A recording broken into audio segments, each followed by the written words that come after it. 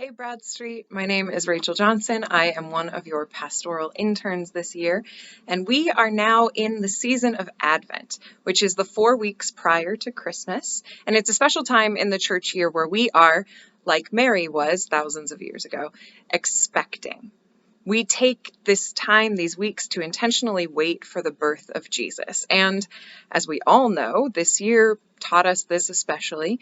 Waiting can be a hopeful experience, but it can also mean dwelling in fear, insecurity, and uncertainty. And so our Advent theme for Broad Street this year has been against all odds. Advent against all odds. We've already talked about hope against all odds last week. So now this week we are talking about peace. Peace against all odds. And when I heard that that was the topic for this week, that it was going to be peace, I thought of this gospel story. I know that we just heard it read, but I'm going to read through it again now, because this story has so many different pieces that we might all imagine a little bit differently. And so I'm going to ask you, if you're comfortable, to close your eyes and just imagine this story. Really focus on what it is that you're visualizing, what you see, what you hear, what you picture, what you smell, what you feel as we go through this story. Then each of them went home, while Jesus went to the Mount of Olives. Early in the morning he came again to the temple. All the people came to him, and he sat down and began to teach them. When you imagine this, how do you see him teaching the people? When it says all the people, how many people do you think were there? This is the temple in Jerusalem, which means that this story takes place in the holiest place for the Jewish people in the first century, and even for Jewish people today. So what do you think it was like for Jesus to be teaching in the temple? The scribes and the Pharisees brought a woman who had been caught in adultery, and making her stand before all of them. How do you imagine that went down? How many scribes and Pharisees do you picture coming to talk to Jesus? Do you think they interrupted him in the middle of his lesson? Or do you think this was maybe how he taught? Was it common for people to bring him questions or concerns? Did he welcome that? Do you imagine these elders charging in, dragging the woman by her hair? Or do you imagine the woman walking right alongside them, almost like an actor in a play that's going around?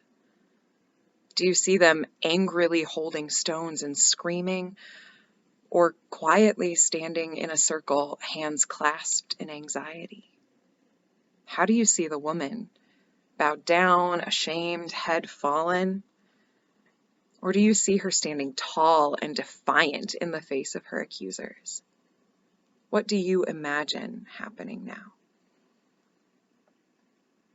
They said to him, "Teacher, this woman was caught in the very act of committing adultery. Now in the law, Moses commanded us to stone such women. Now what do you say?" They said this to test him so that they might have some charge to bring against him. How do you hear them asking this question? Do you think it was sassy and sarcastic? Now what do you, of all people, say? Or do you think it was earnest? What do you say? What do you think? Please tell us. Jesus bent down and wrote with his finger on the ground. How do you visualize that? Do you think that Jesus rolled his eyes before he bent down to the ground? Do you think he smirked? Or do you think he just ignored them entirely and acted like he hadn't heard anything? When they kept on questioning him, Jesus straightened up and said to them, "Let anyone among you who is without sin be the first to throw a stone at her." What tone of voice do you hear Jesus saying this in? Again, is it snarky or rude? All right, fine. Whichever one of you sorry lot hasn't ever sinned before, go ahead, throw your stone. Or is it gentle? You know, nobody's perfect. And once again, he bent down and wrote on the ground. When they heard it, they went away, one by one, beginning with the elders. How does this scene play out in your mind? Do you imagine their heads cast down toward the ground? Do you imagine them just being frustrated with Jesus, fed up that they can't ever get a straight answer out of this guy, throwing their arms up in the air, rolling their eyes, and walking away fed up? Do you imagine something else? And Jesus was left alone with the woman standing before him. Do you think she was trembling? Do you think she felt free? Do you think she was scared, disbelieving, vindicated? Something else? A little of everything? Jesus straightened up and said to her, "Woman, where are they? Has no one condemned you?" She said, "No one, sir." And Jesus said, "Neither do I condemn you. Go your way, and from now on, do not sin again." Here's another conversation where the tone of voice and body language could really make all the difference in how we understand this story. Are Jesus and the woman joking together, sharing a moment of victory? Has nobody accused you? No one, sir. Or is Jesus tending to her in the aftermath of a traumatic experience, a panic attack? Do you think she went on her way? What do you think her way even was? Home? Following Jesus? Somewhere completely new? And honestly, what does it even mean to not sin again when we live in this world? Thank you for entertaining that exercise with me. The point of that is that obviously this is a story that leaves us with more questions than answers. Even just reading through it together, we all probably saw and heard and felt something completely unique. There are infinite ways to interpret this story. And there are even more questions we have yet to ask. We've barely touched on context or history. I mean, who even was this woman? And where is her supposed partner in crime? What is the law that they're debating? And why on earth is Jesus doodling on the ground and getting up and going down again? Man, I mean, we can even ask the question, where did this story come from? Because biblical scholars will tell you our earliest manuscripts of the Gospel of John don't have this story in them. This complex, multifaceted, infinitely interpretable story was inserted into the book of John later on. But that doesn't delegitimize it. There are other texts from the early church that reference this story, and there are other manuscripts of Luke and John that are just a little newer than the oldest ones that we have, that have it sort of copied and pasted into several different places in the Gospels. So clearly, this story has been around for a very long time, but it sort of floats around. It's a story without a literary home. So one of the many things we don't know about this story is where it comes from. And yet, we have it. A story that gifts us with possibilities instead of certainty. The more traditional reading of this story makes many assumptions, but I think that it's really important that we don't just keep perpetuating old interpretations without thinking about them. This story is too precious to be simplified. The way I grew up hearing this story told was that there was this mob of angry people who walked in on this woman with someone else, dragged her out through the community in front of Jesus, had stones in hand, and tried to trick Jesus into getting himself stoned in the process too. Now, I think it's clear, I hope it's clear, that that interpretation is faulty. But maybe it's not totally clear on how many levels that story or that way of hearing the story is inaccurate. So to begin to unpack this, we have to ask ourselves, who even is this woman and what was she actually caught doing? Because it might not be as simple as it seems. Some feminist scholars look at this story and wonder, what if this act was not just a bored woman who's cheating on her otherwise loving husband? What if the adulterous moment was a recourse for her from some awful other part of her life? What if she was stuck in a bad marriage and this was her only realistic escape from a situation of domestic violence? How would our view of the story change if we knew that this was her only expression of agency, a desperate reach for some semblance of love or respect, or honestly, even just control over her own life and her own body. Now, I'll admit that the idea that this affair would be her only form of agency is an oversimplification. Women in the first century, even in Palestine, did have more control over their lives than we tend to think that they did. But the idea that this woman could have been escaping domestic violence, that is one realistic take. We could legitimately read this story as this woman's moment of freedom being interrupted and corrupted. Another possible reading would be that the act in question was not an affair at all. What if this so-called act of adultery was not of the woman's choice? Too often we forget the context of our Gospels. In the time of Jesus, the Jewish people were under the control of the Roman Empire. They were an oppressed people in an occupied territory by a heavily militarized and often extremely violent empire. And as we know all too well from wars and conflicts and empires in our world right now and in recent history, one of the primary tools of warfare and imperialism is sexual violence. So what if this woman wasn't caught cheating, but was discovered in an act of coercion and violation? If that were the case, it would explain why the woman's counterpart is nowhere to be found in this story. This woman is being tried according to Jewish law. So if the man that she was caught with was also Jewish, he would be subject to the same consequences that she's facing. The law of Moses prescribed equal consequences to men and to women caught in adultery. But if this were an instance of sexual violence and the perpetrator was a Roman citizen, they wouldn't be subject to the law. The Jewish law only applied to Jewish people, and Roman citizens were exempt from it. And Roman law did not do very much to protect Jewish women. He would not have had any consequences for his behavior towards her. Another aspect of this story that is all too real. So again, this is yet another totally plausible take on this story that is full of unknowns.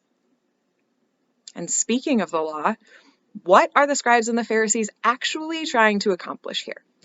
The traditional reading frames it as a group of people who truly have every intention of stoning this woman. But again, what if that's not the whole story? It's important for us modern Christians to know who the Pharisees actually were. The Pharisees were a branch of Judaism in the first century in Palestine who were known and sometimes even criticized for being lenient when it came to punishment for breaking the law. In fact, this is the sect of Judaism that Jesus probably had the most in common with, at least theologically. So the idea that Pharisees would be excited or honestly even willing to stone someone is really incongruent with all the knowledge that we have about this group of people.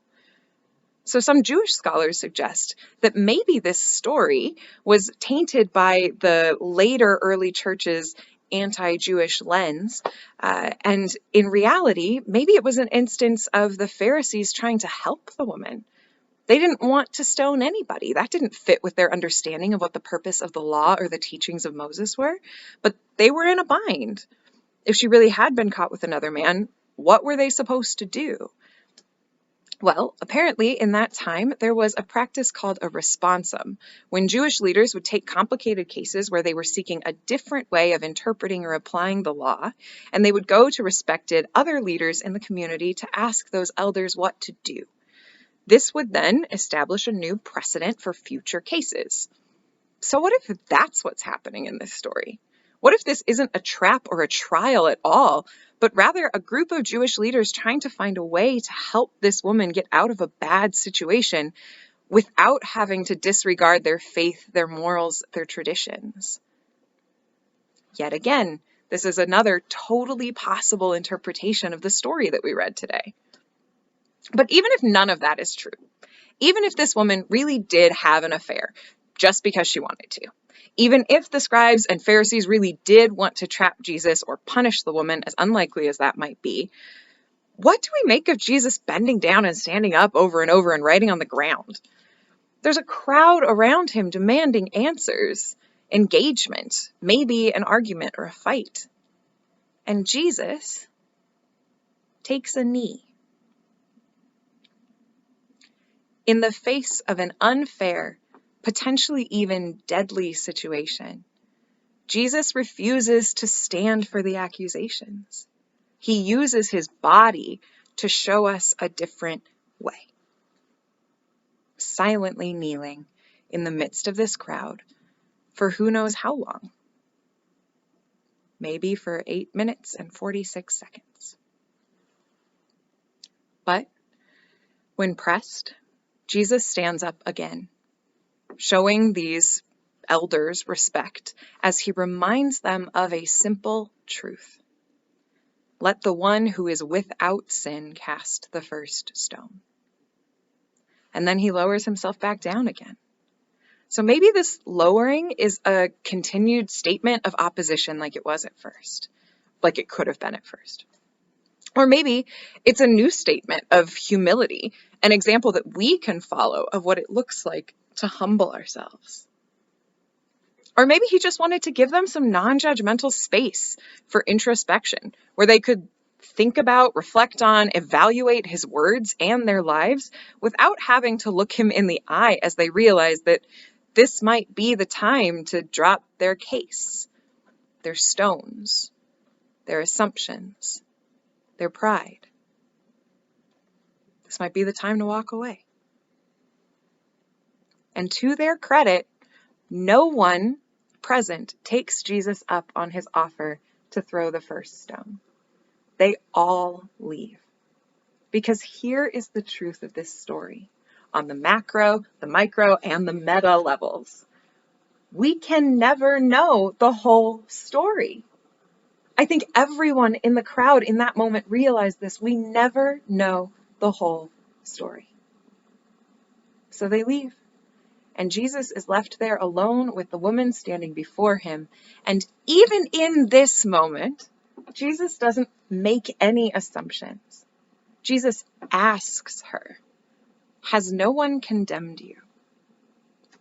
"No one, sir," she says. And now for the truest test. Because the only person in this story who maybe even possibly could have thrown a stone by his own definition, that person chooses peace. Peace against all odds, even when maybe we don't even know what all the odds are. "Neither do I condemn you," he says. "Go your way, sin no more." Now, what kind of sin? That's up for debate. But again, we don't know the whole story. And that's just as true now as it was then. We never know the whole story. We can always search for more detail, more honesty, fuller pictures. But the truth is, there will always be unknowns. There will always be missing pieces. There will always be incomplete stories full of questions without answers. That's true of the Bible. That is true of life. If there's anything we've learned this year in 2020, it's that there will always be things that just don't make sense. And yet, we have a God who shows up in our incompletion, in our uncertainty, in our unknowns. During Advent, we await the coming of a kingdom of God that ends up being proclaimed by the cries of a mother giving birth and the wails of a newborn on a silent night. We are filled right now with pregnant expectation of a God who chose to become incarnate, to become flesh and blood human. And not just a human, but a baby human, to become vulnerable and dependent on other people, on humanity, on us. See, we have a God who shows up in all the ways we least expect, and yet gives us exactly what we need. That God is showing up here and now in our world too, in places and ways that we least expect, with stories that don't make a ton of sense. But we have a God who confronts injustice by taking a knee and chooses peace against all odds. Amen, and thanks be to God.